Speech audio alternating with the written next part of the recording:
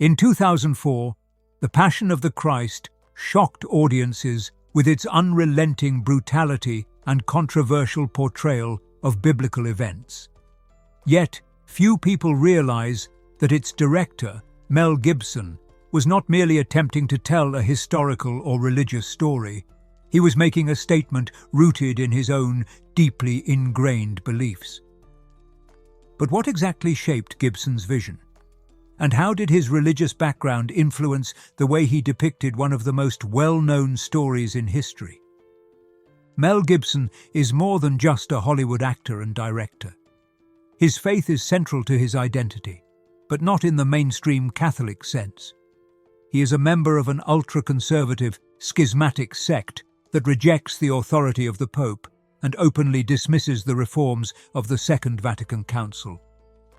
If you enjoy content that helps you grow spiritually, don't forget to like this video, subscribe to our channel, and join our community for more inspiration. Let's get started. This council, held in the 1960s, was one of the most significant moments in modern Catholic history, ushering in changes that sought to modernize the Church and improve interfaith relations. One of its most notable declarations was the removal of the long-standing accusation that Jewish people bore collective responsibility for the death of Jesus, a charge that fueled centuries of persecution. Yet Gibson's religious sect dismisses this reform, clinging to a more rigid, pre-modern interpretation of Catholic doctrine. His father, Hutton Gibson, was a vocal Holocaust denier, known for openly questioning the existence of gas chambers and claiming historical distortions regarding World War II. Hutton's views extended beyond revisionist history. He openly rejected mainstream Catholicism and criticized the papacy. This influence is impossible to ignore when analyzing Mel Gibson's work. The filmmaker himself has stated that his father never lied to him, raising concerns about the ideological foundation upon which The Passion of the Christ was built. The film's narrative does not exist in a vacuum. It reflects the convictions of its creator. Given that Gibson's worldview was shaped by a movement that views modern Catholic reforms as heretical and holds deeply traditionalist beliefs about faith and society, it is no surprise that The Passion of the Christ carried a tone that many perceived as reactionary. By disregarding Vatican II's efforts to reconcile historical tensions between Christianity and Judaism, Gibson's depiction of the Passion story resurrected older, more divisive narratives. His decision to rely on non-canonical sources with a history of anti-Jewish sentiment, such as the writings of the 19th century mystic Anne Catherine Emmerich, only reinforced these concerns. Her book, The Dolorous Passion of Our Lord Jesus Christ, which was compiled posthumously by a Catholic writer, contained vivid, extra-biblical details, many of which appeared in Gibson's film. There are moments when history is rewritten not through discovery, but through distortion, when narratives once buried resurface, reshaped by ideology rather than truth. Understanding the origins of these stories is crucial, especially when they influence the way millions perceive faith, history, and culture. This is exactly what The Secret of Jesus' Apparitions offers, a path to clarity and wisdom through his revelations. This ebook goes into his prophecies and offers insight into what lies ahead.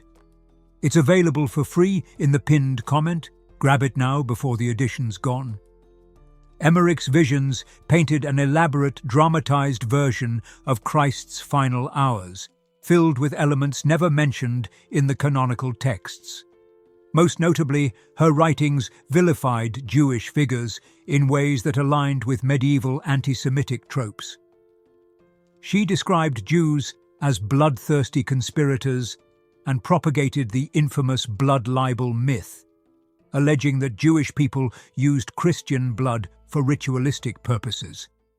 This grotesque accusation, which fueled centuries of violence against Jewish communities, found echoes in The Passion of the Christ through its emphasis on Jewish mobs displaying unrelenting cruelty. The film amplified these depictions, portraying Jewish high priests as almost inhumanly vicious, while softening the image of Pontius Pilate, a Roman governor historically documented for his ruthlessness. Gibson did not attempt to distance himself from Emmerich's controversial influence. Instead, he openly admitted that her visions played a key role in shaping his narrative choices. The decision to include scenes that are absent from the Gospels, such as Satan carrying a deformed infant or Judas being tormented by demonic children, further demonstrated how far he was willing to diverge from traditional biblical storytelling. The film blurred the lines between religious faith, supernatural horror, and theatrical spectacle, reinforcing an atmosphere of otherworldly dread and punishment rather than historical realism. Despite claiming historical accuracy, Gibson relied on dramatized accounts from mystical sources rather than well-established theological research. His selective interpretation of biblical texts aligned with his ultra-conservative Catholic background, prioritizing a vision steeped in suffering, vengeance, and divine retribution over one of spiritual redemption. His insistence on using Aramaic and Latin dialogue was marketed as an effort toward authenticity. Yet the inclusion of fabricated scenes and exaggerated violence exposed the film's true nature, a cinematic experience shaped by ideology, not historical integrity. The release of The Passion of the Christ ignited widespread controversy, with critics pointing to its depiction of Jewish figures as uniquely malevolent. While Gibson insisted the film was merely a faithful adaptation of biblical events, the exaggerated cruelty of the Jewish authorities and the enraged mob scenes stood in stark contrast to the film's portrayal of Pontius Pilate. The Roman governor, historically known for his merciless suppression of uprisings, was softened into a conflicted and reluctant figure, as if his decision to execute Jesus had been coerced rather than a deliberate act of Roman rule. This imbalance was not an accident. It was a deliberate narrative choice. The high priests, particularly Caiaphas, were portrayed as scheming figures consumed by their determination to see Jesus executed. Their expressions, body language, and the dramatic intensity of their lines painted them as the film's true antagonists. Even when Pilate is shown ordering the scourging of Jesus, his hesitation and inner turmoil are emphasized, shifting responsibility away from the occupying Roman power and onto the Jewish leaders. The film's most explicitly controversial moment involved the infamous line from Matthew 27:25, "Let his blood be on us and on our children," a verse historically cited to justify Christian persecution of Jews. Amid the backlash, Gibson assured religious leaders that the scene had been removed, yet it remained in Aramaic, only stripped of its subtitles. This decision ensured that non-Aramaic-speaking audiences would not recognize it, while in regions where anti-Semitic sentiment was prevalent, the meaning remained intact. The implication was clear. Gibson understood the weight of this passage and chose subterfuge rather than outright omission. History is often shaped by those who control the narrative. If you're ready to explore beyond the surface and question what you've been told, grab your free ebook before it's gone. Only a few copies remain. First pinned comment. Jewish organizations and scholars decried the film's reinforcement of long-standing prejudices, emphasizing how such imagery had been weaponized throughout history. The depiction of Jews as an unrelenting, bloodthirsty force directly contradicted historical evidence of internal divisions among Jewish groups at the time. Many Jewish sects opposed the high priesthood, and the idea of a unanimous call for Christ's execution ignored the political complexities of first-century Judea. Yet, in Gibson's vision, The nuances were erased in favor of a stark, morally absolute dichotomy, one that fed into centuries-old narratives of collective guilt and responsibility. Portraying Pontius Pilate as a conflicted figure rather than a ruthless Roman authority was only one of the many historical liberties taken. The film's depiction of events frequently strayed from established historical and theological scholarship, prioritizing dramatization over accuracy.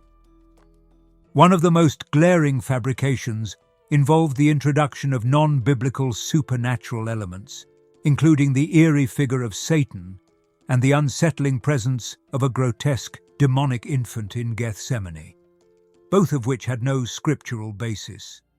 These additions blurred the line between theological narrative and stylized horror, creating a spectacle that leaned more into religious mysticism than historical storytelling.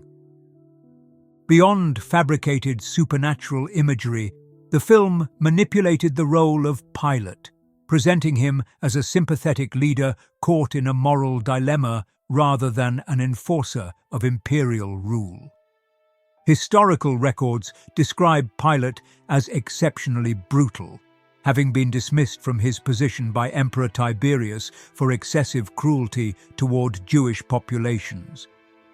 His execution methods were notorious, yet here he is portrayed almost as an unwilling participant, pressured into sentencing Jesus by a relentless and irrational mob.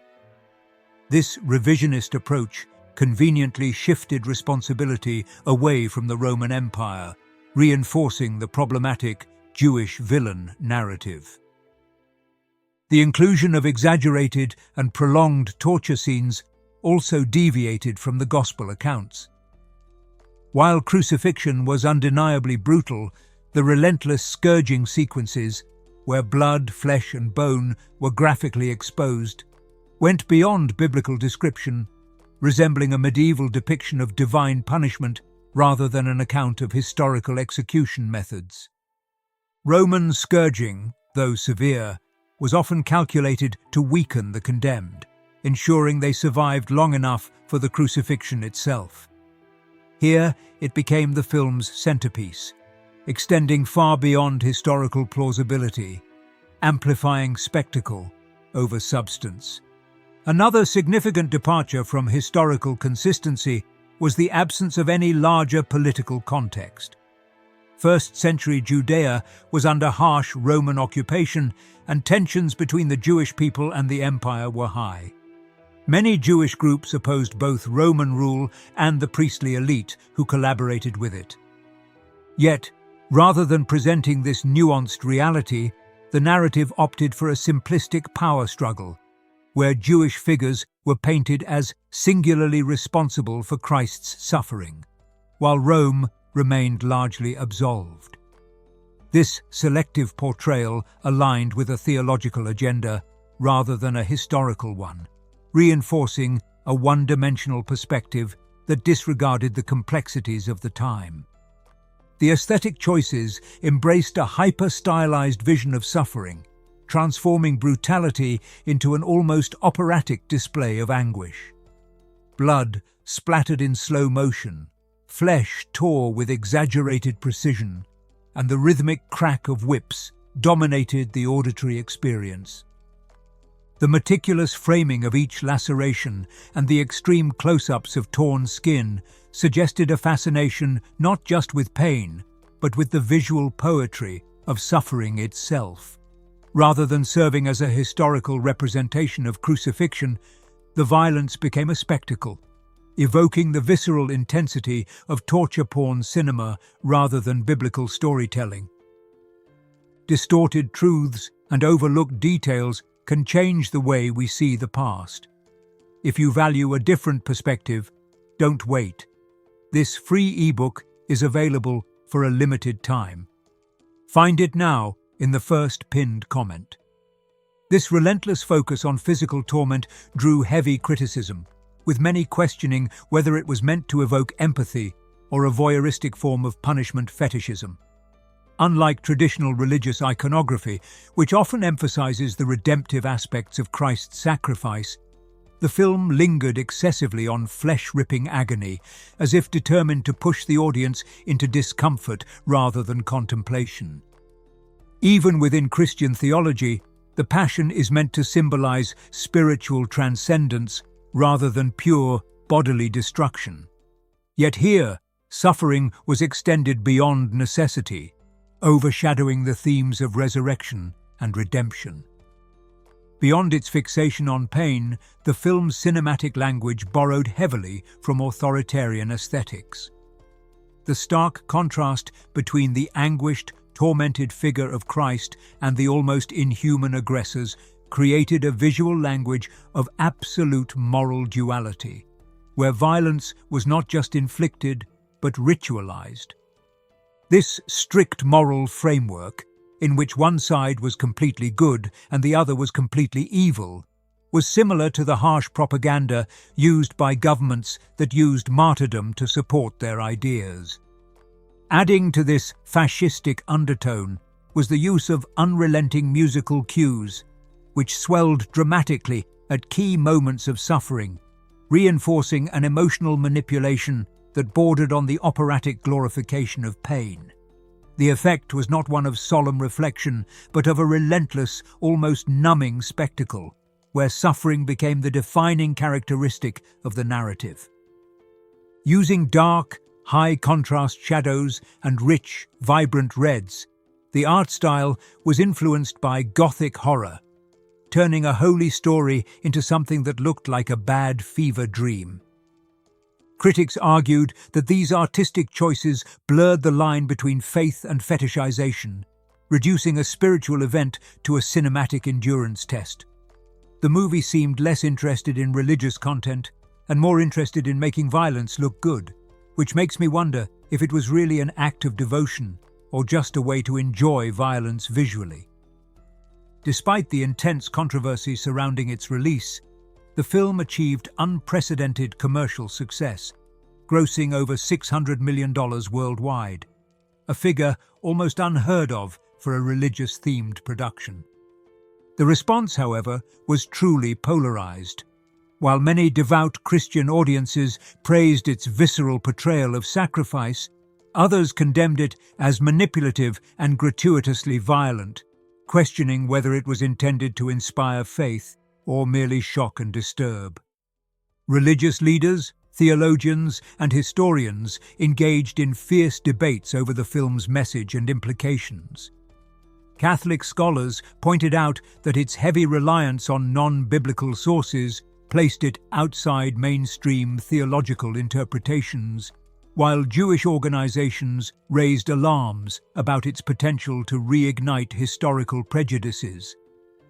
Even within Christian communities, there was division. Some saw it as an earnest attempt to depict Christ's suffering, while others considered it an exaggerated distortion of spiritual teachings. Gibson himself fueled the controversy further through his own public statements and behavior. In interviews, he oscillated between defensiveness and martyrdom, claiming the film was a divinely inspired work that the world was determined to suppress. At times, he suggested that he was under attack for his faith, portraying himself as an outsider targeted by the industry for his beliefs. These claims, however, rang hollow when contrasted with his deliberate marketing tactics, which involved selectively screening the film for conservative religious groups while withholding it from major critics. This strategy intensified the sense of cultural and religious division, transforming the film into a symbol of defiance against perceived secular opposition. Unraveling historical complexities requires more than just curiosity. It demands the right sources. Don't miss your chance to access this eye-opening ebook before it's too late. The remaining copies won't last long. Check the first pinned comment now. The film's long-term impact extended beyond religious discourse. It reshaped the conversation about faith-based cinema, proving that an overtly religious film could dominate the global box office if positioned correctly. Studios took notice, leading to a resurgence of biblically inspired productions, though none matched the same level of cultural and political controversy. However, Gibson's triumph was short-lived. His later years were marred by high-profile scandals, including anti-Semitic rants, racist remarks, and personal controversies, which tainted his reputation. These incidents cast an even darker shadow over his portrayal of Jewish characters, leading many to re-evaluate his motives in ways that went beyond artistic critique. If this message makes you think and you feel it connects with you, don't forget to like it, subscribe to the channel, and leave a comment. Also, if you really want to support our work and help us keep creating valuable content, consider giving us a super thanks. Join this amazing community and don't miss any news. Even decades later, the film remains a divisive cultural artifact, simultaneously revered and reviled. Whether viewed as a work of devotion or a glorification of suffering, its legacy continues to provoke debate, ensuring its place not just in religious cinema, but in the larger discourse on ideology, history, and artistic intent.